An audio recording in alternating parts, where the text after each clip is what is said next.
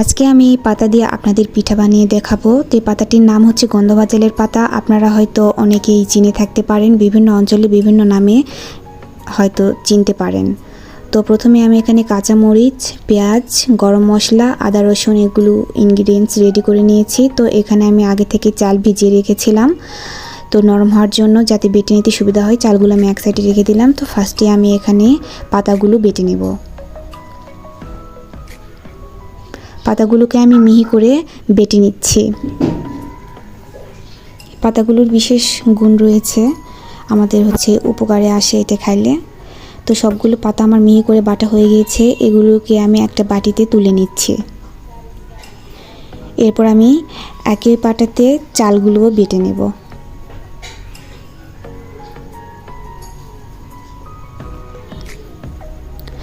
এই তো চালগুলো আমার সুন্দরভাবে